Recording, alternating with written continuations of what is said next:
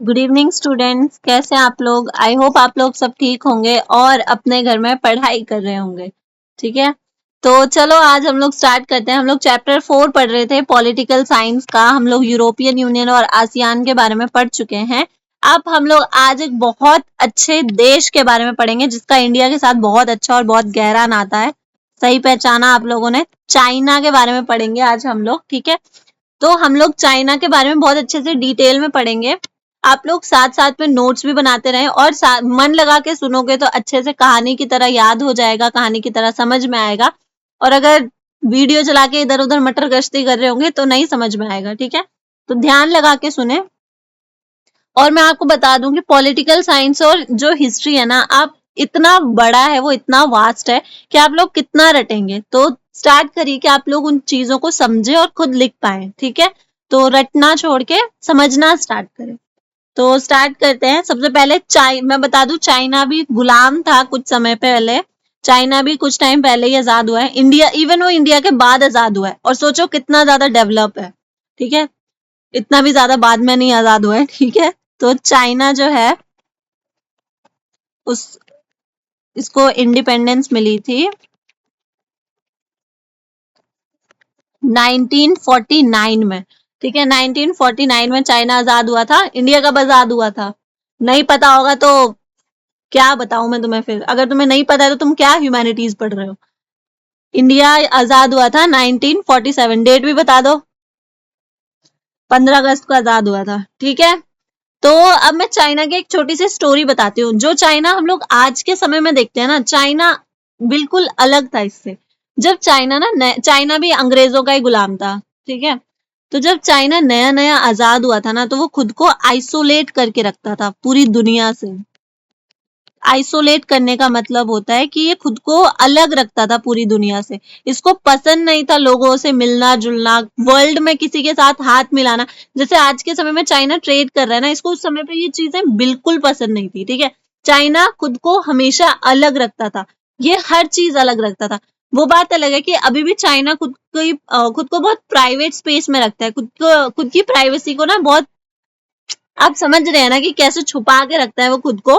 But उससे पहले वो और ज्यादा छुपा के रखता था। अभी तो चाइना चलो ट्रेड के माध्यम से हम लोग उसके बारे में बहुत सारी चीजें जानते हैं, बट पहले चाइना के बारे में जानकारी इकट्ठा करना बहुत ज्यादा मुश्किल होता था, क्योंकि वो खुद को पूरी दुनिया से छुपा के रखता था। ठीक है, अब अगर कोई देश किसी से बात नहीं, मान लो अगर आप खुद को एक कमरे में बंद कर लो, ना आप किसी से बात करते हो, ना आप किसी से मिलते हो, तो क्या आप लोगों का डेवलपमेंट हो पाएगा? नहीं हो पाएगा।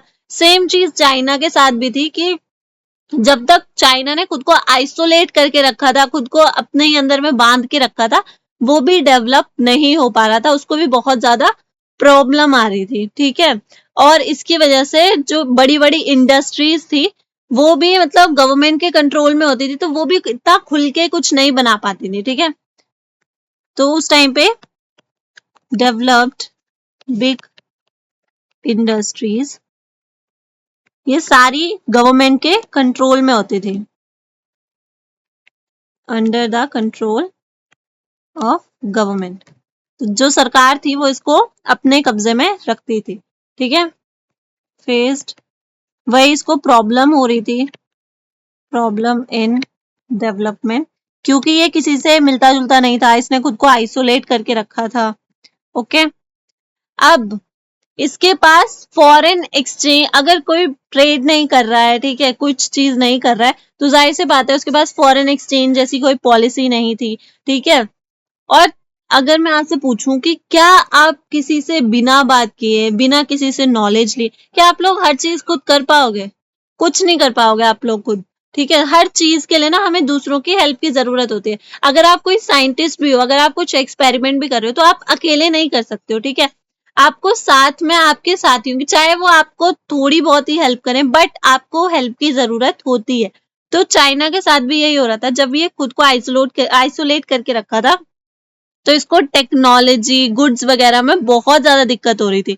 चाइना के अंदर ना वो बनाने तो, हाँ, ये चीज है कि वो इंडिपेंडेंट हो गया था, वो किसी के ऊपर डिपेंडेंट नहीं था, बट स्टिल उसको बहुत ज्यादा प्रॉब्लम हो रही थी टेक्नोलॉजी और गुड्स को मंगाने में अब्रॉड से, या किसी चीज के बारे में जानने में, ठीक है।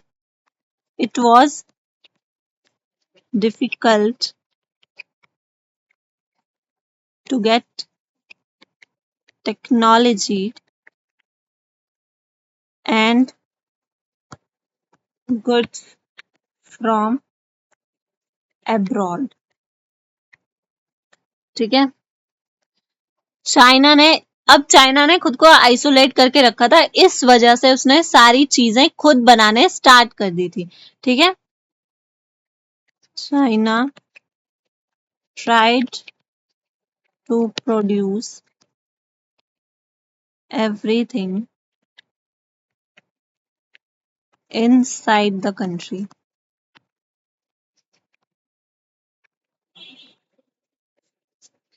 ठीक है। तो ये था आपके चाइना का इंट्रोडक्शन, देख लो स्टार्टिंग में ये भी कितना ज्यादा दुखी था, कितना ज्यादा परेशान था, ओके। बट फिर उसके बाद ना इसने कुछ लाइफ चेंजिंग वाले डिसीजंस लिए, जैसे अगर आप अभी पढ़ना स्टार्ट कर दो तो ये भी आपका लाइफ चेंजिंग वाला डिसीजन हो जाएगा, तो वैसे ही जो चाइना था उसने भी लाइफ चेंजिंग वाले डिसीजंस लिए, और उसमें से एक डिसीजन था opening up the economy. Word से आप लोग समझ ही गए होंगे कि इसने क्या डिसीजन लिया। इसने डिसीजन लिया कि ये अब अपनी इकोनॉमी को लोगों के सामने लेके आएगा, मतलब ये ट्रेड करना शुरू करेगा, ठीक है। अगर आप लोगों को फर्स्ट चैप्टर सेकंड चैप्टर याद हो तो हम लोगों ने डिसइंटीग्रेशन ऑफ सोवियत यूनियन पढ़ा था, वो भी इसी वजह से हुआ था क्योंकि उसने अचानक से अपनी इकोनॉमी खोल दी थी। तो चाइना है तो स्टार्टिंग से ही बहुत समझदार, कि इसने क्या करा, इसको ये पता था कि अगर ये अचानक से अपनी इकोनॉमी खोल देगा तो सब कुछ इसके हाथ से चला जाएगा और चाइना के भी टुकड़े हो जाएंगे सोवियत यूनियन की तरह। तो जो चाइना था उसने एक प्लान बनाया, और प्लान के अकॉर्डिंग धीरे धीरे करके अपनी इकोनॉमी चेंज करने शुरू करी, ठीक है। आप भी प्लानिंग करके कोई काम करा करो, ठीक है। और जरूरी नहीं है कि खुद ही गलतियां करके सीखो, दूसरों की गलतियों से भी सीख लेता है इंसान कभी कभी। Opening its economy, China changed the economy according to the plan, ठीक है। इसने एक प्लान के अकॉर्डिंग अपनी इकोनॉमी खोली। अगर मैं आपसे पूछूं कि इस टाइम पे सबसे ज्यादा पावरफुल कंट्री कौन सा था, ऐसा कंट्री जिसके साथ रिलेशन बना के चाइना को फायदा होता, तो वो कौन सा कंट्री था? सही कहा आपने, वो कंट्री था चाइना। ओ सॉरी, चाइना नहीं, अमेरिका, वो कंट्री था अमेरिका। अब चाइना ने क्या सोचा कि अगर वो अमेरिका के साथ दोस्ती करता है तो उसकी वजह से उसके और भी दोस्त बनेंगे और उसको डेवलपमेंट में काफी ज्यादा हेल्प होगा। तो इसलिए 1972 में चाइना ने रिलेशंस बनाए, किसके साथ? सही बोला, अमेरिका के साथ, ठीक है। इसने अमेरिका के साथ अपने रिलेशंस बनाए ताकि ये डेवलप हो सके, ठीक है। फिर उसके बाद जो वहां के प्राइम मिनिस्टर थे उन्होंने कुछ चीजों में डेवलपमेंट की घोषणा करी। 1973 में जो प्राइम मिनिस्टर थे, नाम बहुत अच्छा है प्राइम मिनिस्टर का, ठीक है, आप लोग सुन के खुश हो जाओगे। तो उनका नाम था चो एन ले, हाईलाइट करके लिखती हूँ, रुको। चो एन ले, ठीक है, ये उनका नाम था।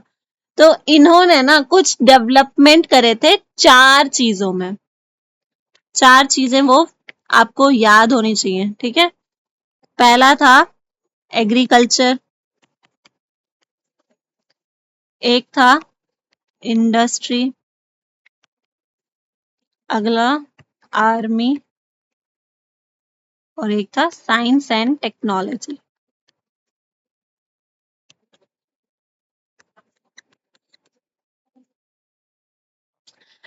पता है किसी भी देश के लिए ना ये 4 चीजें बहुत ज्यादा इम्पोर्टेंट होती हैं, ठीक है। ये बात चौ एंड ले समझ गए थे।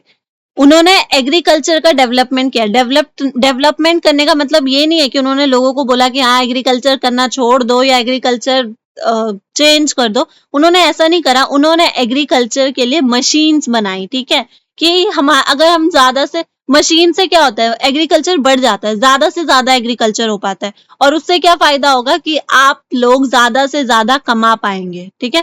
सेम उन्होंने इंडस्ट्रीज के साथ किया। इंडस्ट्रीज को टेक्नोलॉजी की मदद से उन्होंने एडवांस किया।